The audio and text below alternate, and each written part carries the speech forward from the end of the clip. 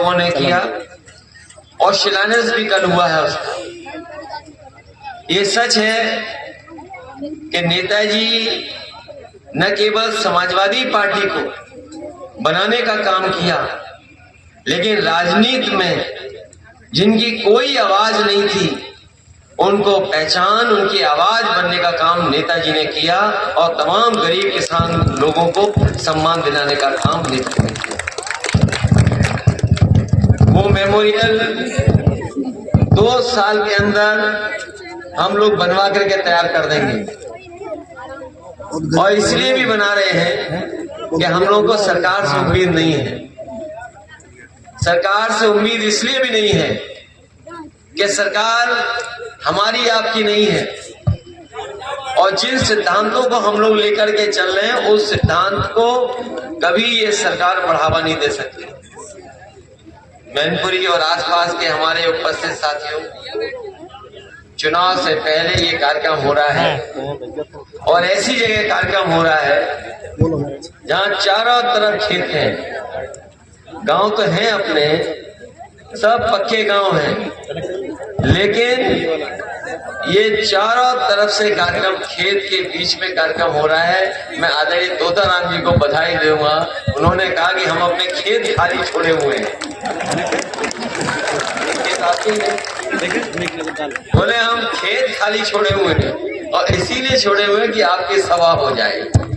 मैं बदलना चाहता था, लेकिन जब मैंने देखा कि उन्होंने बहुत तैयारी कर ली है तो मैंने कहा कि अब 23 को है तो फिर 23 को ही रहेगा, हम आपके कार्यक्रम में शामिल होंगे। मुझे खुशी है इस बात की कि बहुत सारे बुजुर्ग और बहुत सारे पार्टी के नेता हमें दिखाई दे रहे हैं, जो जिम्मेदार नेता हैं, जो समाजवादी पार्टी को समय समय पर मजबूत बनाने का काम करते हैं।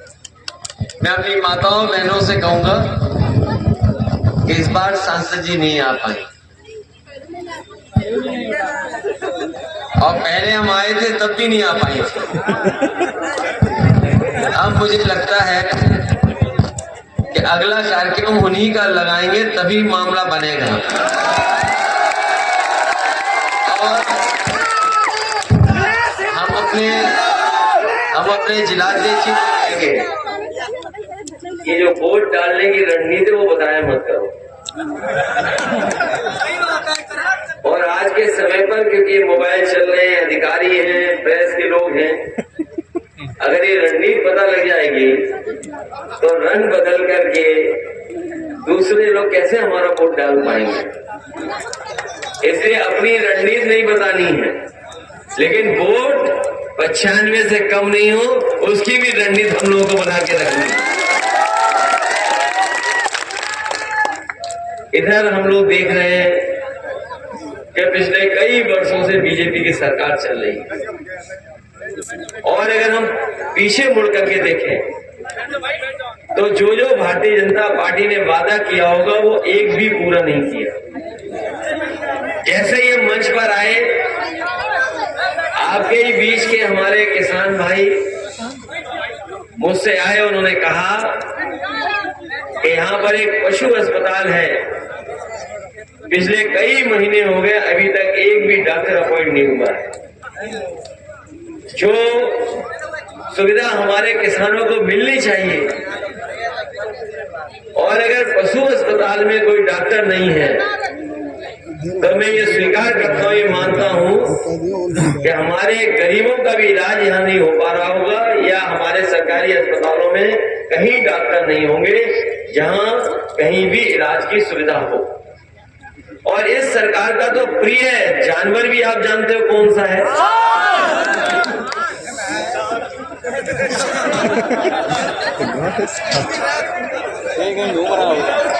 और ऐसा प्रिय जानवर है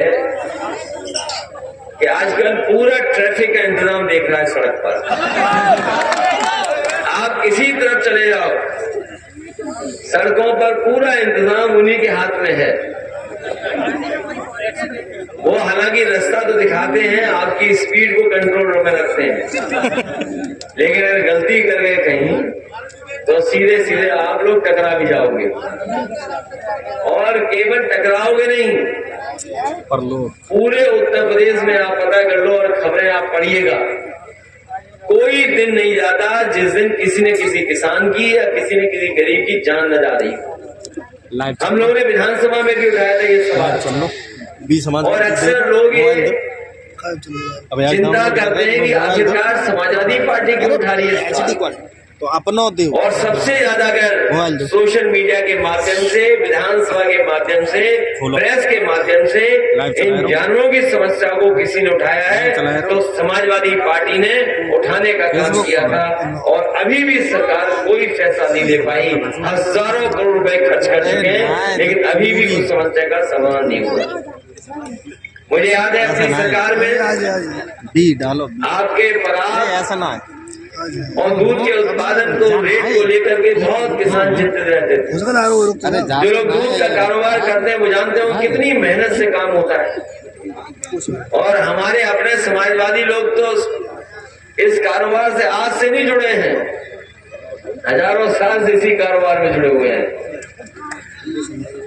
मुझे याद है सबसे पहले समाजवादियों ने 2000 करोड़ रुपए बजट के इसलिए खर्च किए कि हमारी पराग की संस्था शुरू हो जाए और उसमें इंतजाम अच्छा हो जाए।